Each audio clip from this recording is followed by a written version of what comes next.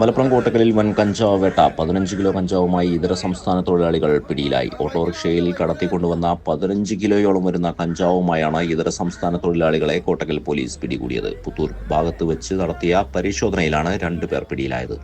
ഇവർ താമസ സ്ഥലത്ത് കൊണ്ടുപോവുകയായിരുന്നു കഞ്ചാവ്.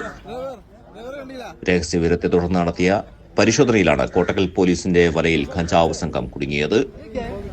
പാക്കറ്റുകളിലാക്കി സൂക്ഷിച്ച നിലയിലായിരുന്നു പിടിച്ചെടുത്ത കഞ്ചാവ്.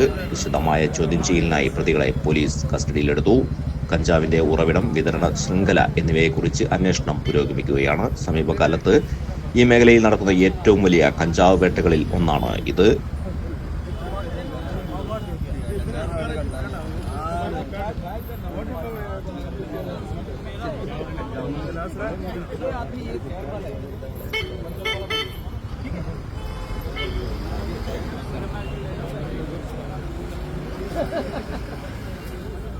हेलो